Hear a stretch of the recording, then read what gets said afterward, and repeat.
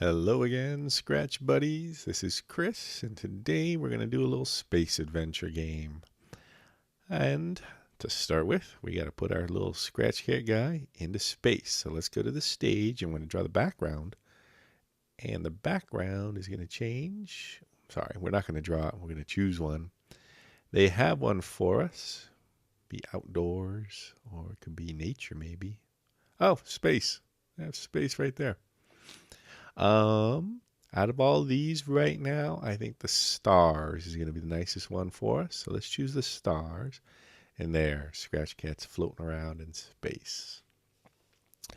But cats don't really belong in space, so we're going to say goodbye to Scratch Cat in this one. And we're going to add something else that floats around in space a little bit more. So we go to New Sprite, choose a new sprite from the library. What do they have? Sports, not sports. Space. These guys are good. Spaceship. Maybe we'll get back to them. And let's see, maybe it's under things. It's our friend from the side scroller game. Good old trusty rocks. I don't know if you guys play rock, scissors, paper much, but when I play, I'm always good old trusty rocks. So let's put our rocks here in space. They're a little bit big. Let's shrink them down a little bit. And the way I imagine space is having these guys float around. I'm going to call this Space Adventures for now.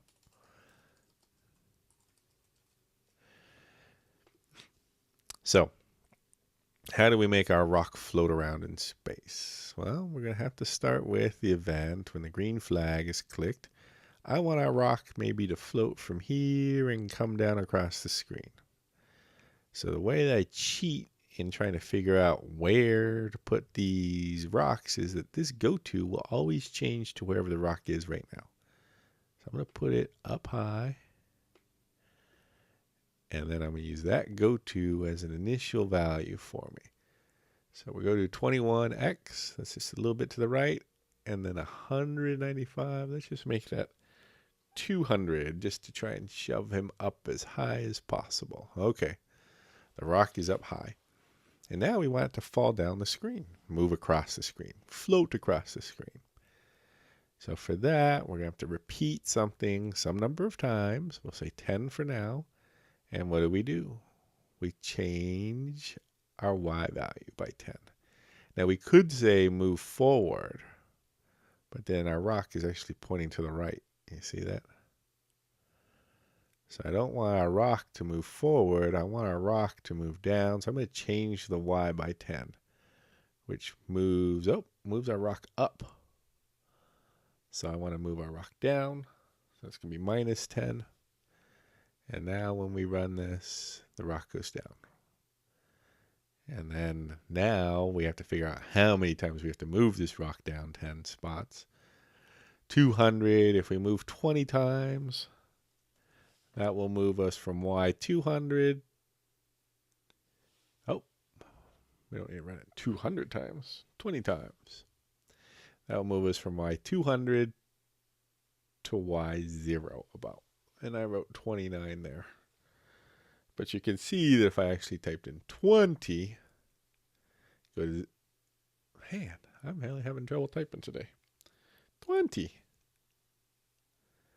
It goes halfway, goes to 0 about. So we really need to go now the negative part of y values because 0, 0 is in the middle of the screen.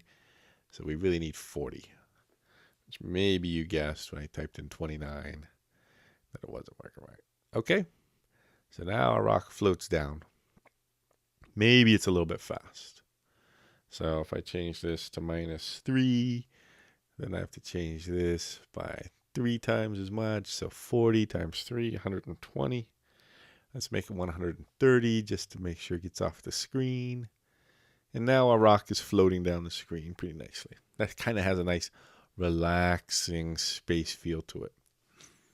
Except our rock is kind of boring, right? So 1, it's always going the same direction. 2, is floating. What if we rotate it a little bit? Does that help? Yes. That looks a little bit better. Maybe a little fast. Let's change that to 6 and get a feel for it. This is a little more mellow, right? You just looking out the window of your spaceship and you see some space rock floating by like that? Okay. So I like this so far, except now we're always starting at this center value for x, and I kind of want it to fall in any part of this side of the screen, right? I want it sometimes over here and sometimes falling this way and falling this way and falling this way. So we go back to our good old trusty random number and we'll say, how far over can we put it? And you see here, my x value, we can look here, for the x value is minus 255 for this guy. So, if we pick a random number, let's pick a random number from, we can probably go a little higher than 255. Let's go minus 275 to positive 275.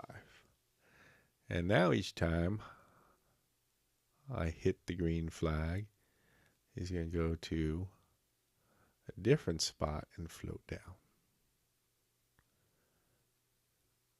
Okay?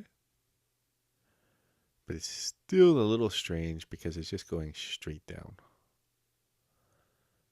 So if we want to make it go to the right or left a little bit each time, what do we have to do? So changing y by minus 1 makes it go down. We probably want to change x a little bit too to make it go to one side or the other. So we changed y by minus 3. So each time if we change x by 10, it's going to go shooting across that way and doesn't really make it down. So 10 is too much. If we change it by 1, and we're running this 130 times, that means as each time we run it, it's going to float 130 pixels to the right, which seems like it's okay.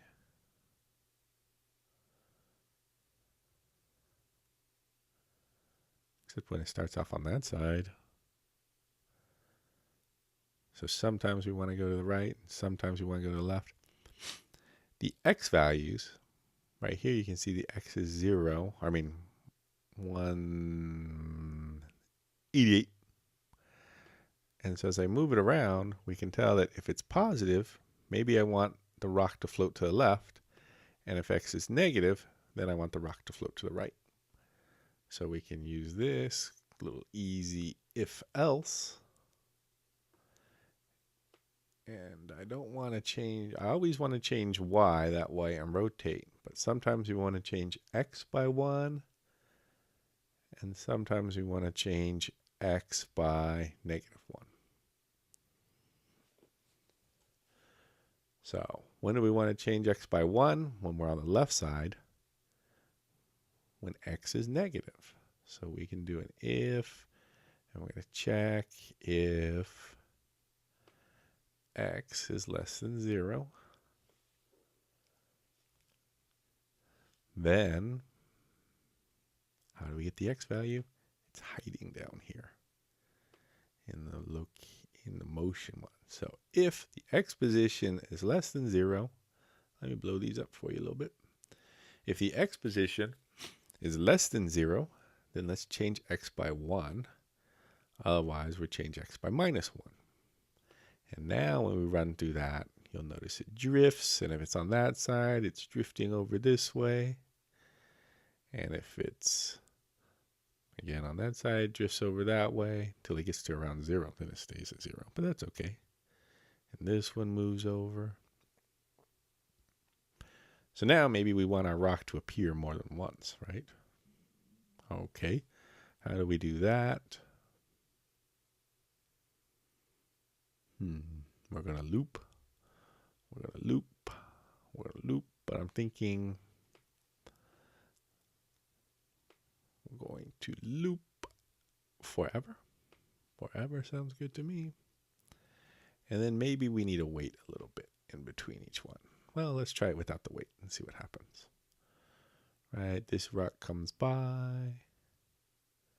All of a sudden, another rock comes by. That's why I think we need to wait a little bit. It's a little too quick for the next rock to come. So we'll wait 1 second, but then people feel like, oh yeah, there's always that waiting. They know when it's going to come, so if we pick some random number of seconds, I won't know, but you can see this little nub now. And that's still there until a new one comes around. So how do we get rid of that? We have to, oh, that one's really big. We have to hide right after we're done looping down to the bottom. There, now it disappeared. But it's disappeared forever. So remember, whenever we do a hide, we want to do a show. So at the beginning of this, let's show it, go to that location. Maybe we want to go to that location first, actually. Put show in between those. And there we go.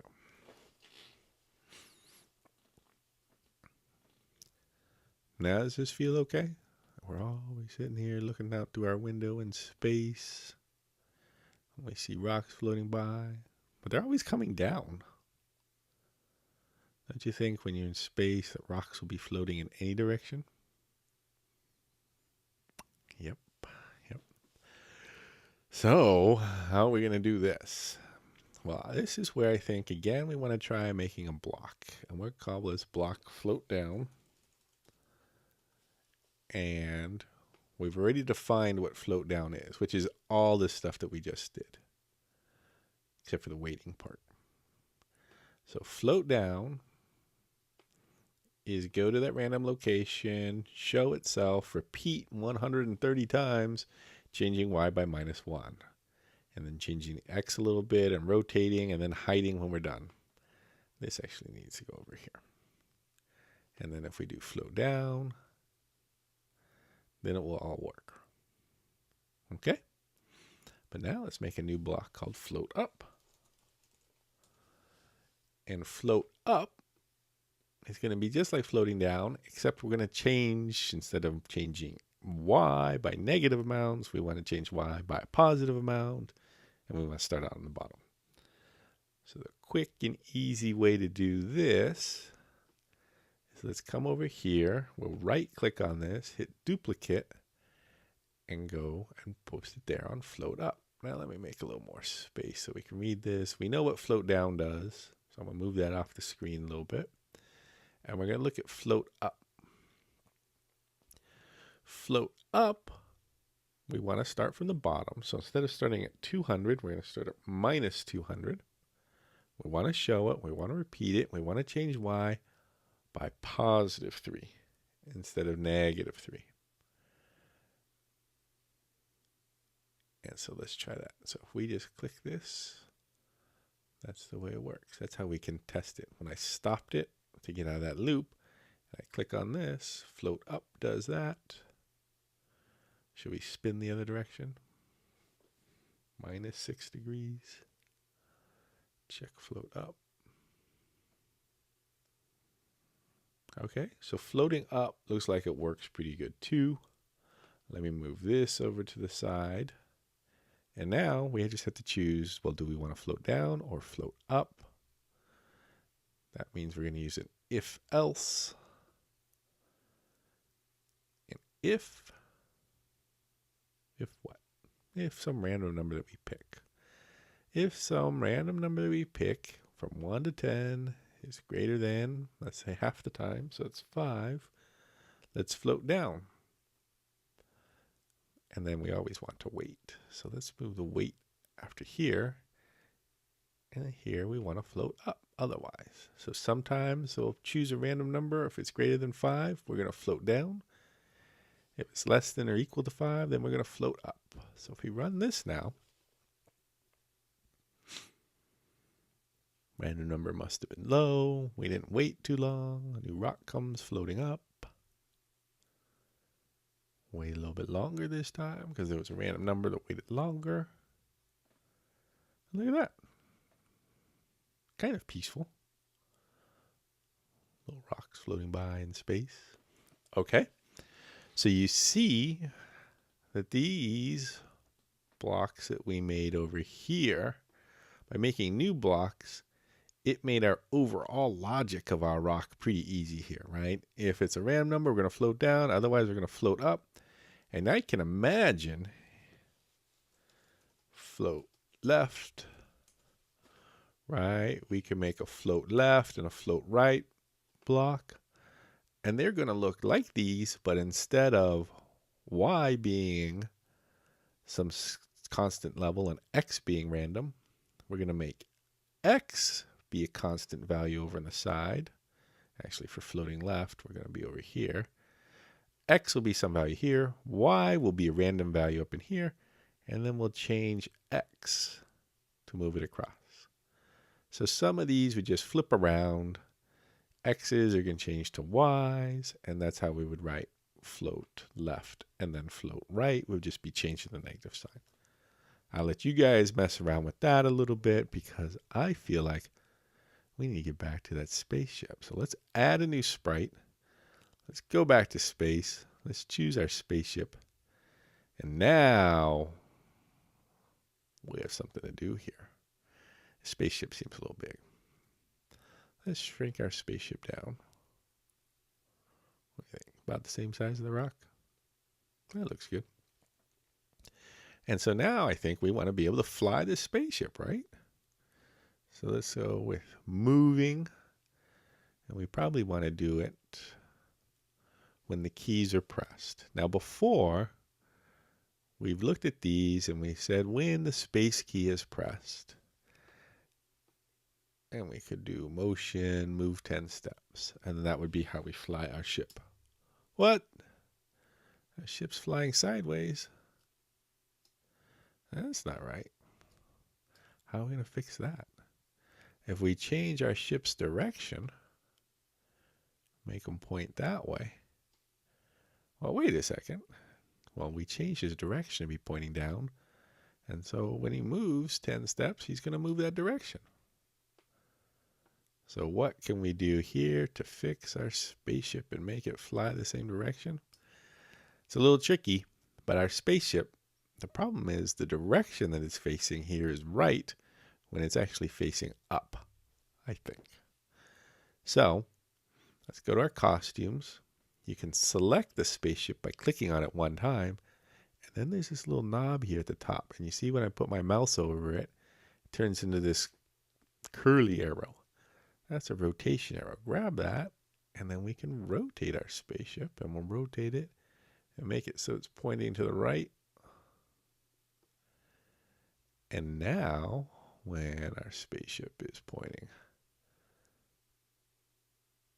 to the right, and we hit the space bar, okay.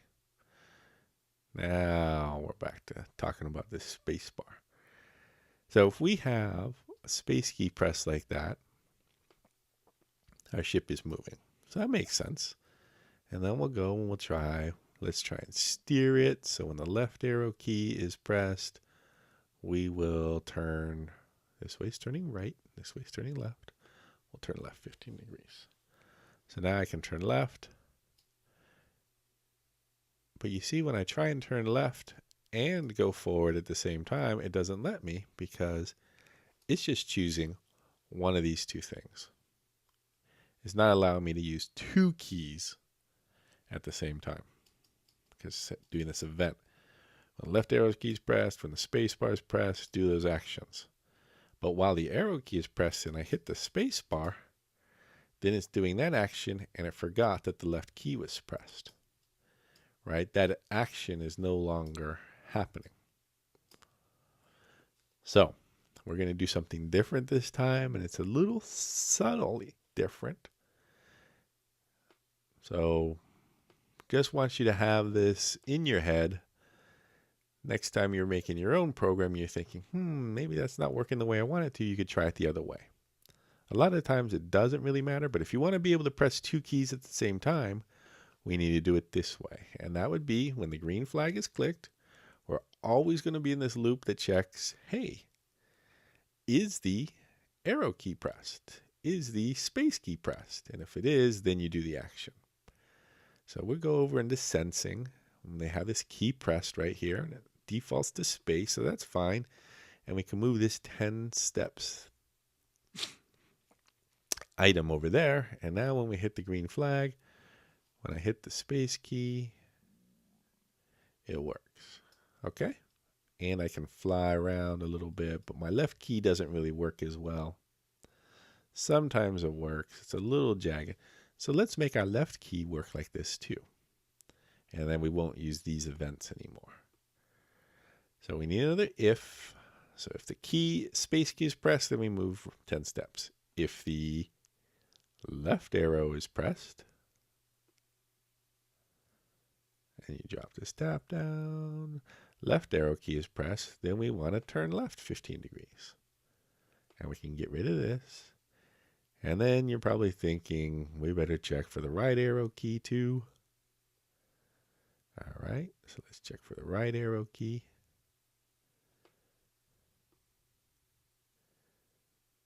And right arrow. And what do we want to do then? We want to turn right 15 degrees. Okay. And so now, when I'm driving around, using the space bar, I can hold that down to get moving. And I can use the left and right keys to drive around. Maybe it's turning a little too fast.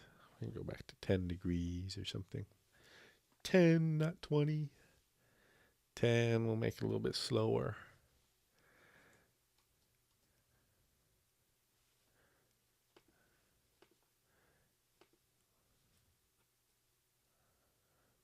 Maybe moving 10 steps is too fast too. So you can play around with how fast you think your ship should go.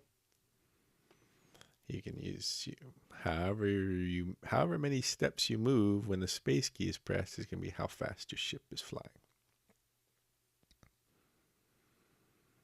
Okay.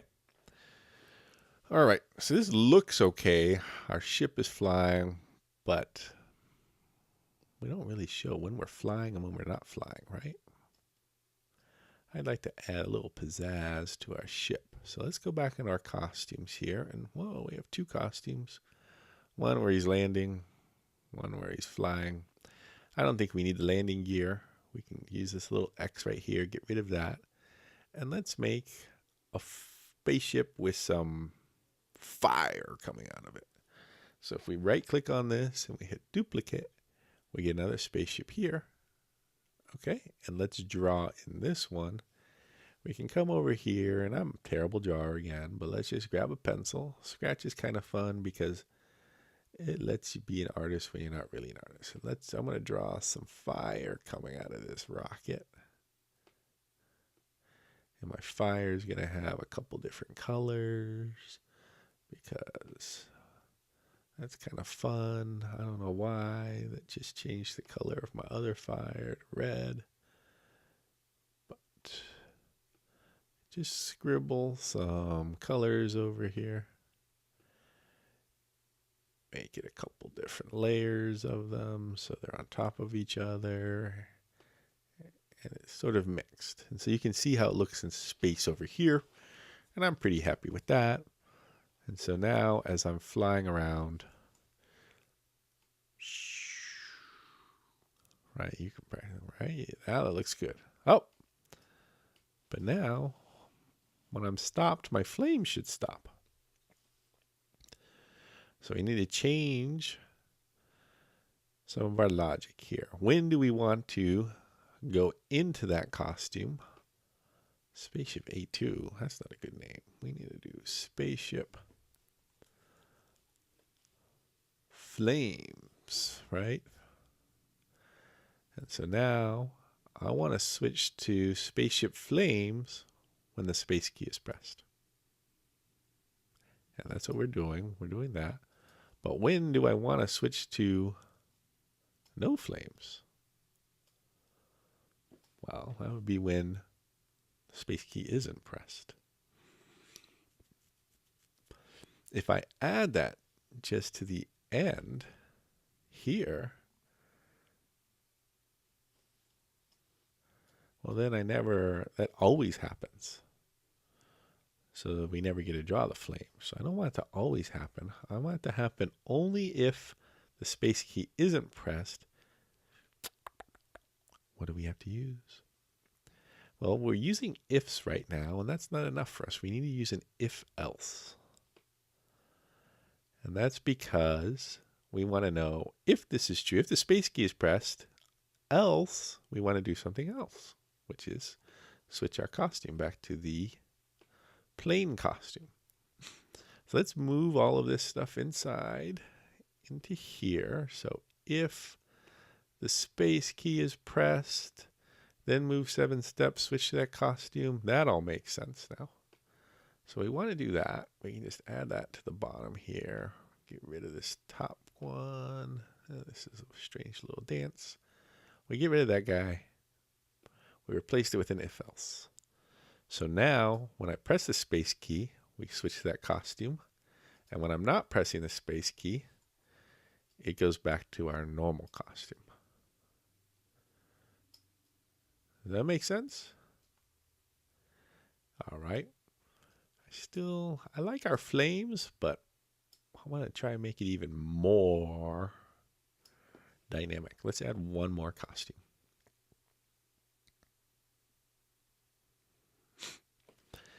So this one, well, let's stop this because it's always going to switch back and forth.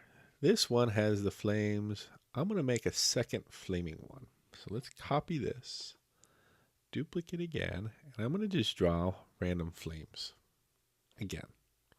Same thing, but since they're random, as I'm drawing them, I need to use a pencil. As I'm drawing them, they're going to come out a little different because I can't draw exactly the same flames as I drew last time, right? So these two are going to be a little different from each other, my two flaming pictures of the spaceship.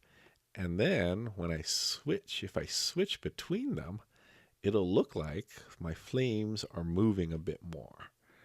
Like when you look at a fire, the flame of a fire doesn't just stay the same the whole time, it flickers.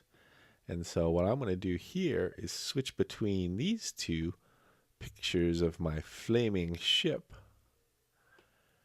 and it'll look like its fire is flickering too. You believe me?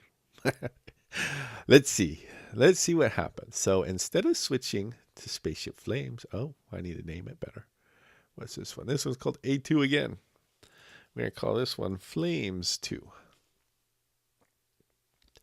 So now when I switch to costume flames, I really don't want to switch to flames. I want to randomly switch, right? So we're going to go and we're going to say switch to flames or switch to costume flames. Let's see if you can read that. Right? One of them I'm going to switch to flames. The other time I'm going to switch to flames too. How do I know when to do it? The same way that we chose whether our rock is going to go up or down. Let's pick a random number. And let's see if that is greater than less than 5 was how we split it evenly. And so we want to put this whole block inside there. Whenever we move, let's pick a random number. And then that decides which flame to use. So now that I'm parked, nothing's happening. Then when I hit the space bar, it's going to give me a flame. Now if I hold it down, it's switching between those two costumes, right? And now, look at my flames. They look pretty good, don't they? Now my spaceship's flying around because it's just switching between those two costumes. Having fun with that, flying around? All right, that's going to be all for this one. But next lesson, we're going to continue this because, well, we want this spaceship to be able to blow up some rocks that are floating around in space, right? And we want to make sure that we don't get hit by those rocks ourselves. That'll be how we turn it into a game. But I wanted to go over here how we could use the keys in a loop that we're always checking. Right? We always want to check to see if the keys are pressed. That's a different way than doing the event-driven key events. So I wanted to show you that. I wanted to show you how to make some flames and how we can have a couple of different costumes to give an animation feel. We did that. And then over in our other sprites, in the rocks, we learned how we can make blocks in order to simplify our main logic. So these blocks, basically the same thing, but they had some different values. We just had to reverse the logic a little bit over here, and that takes up a lot of space.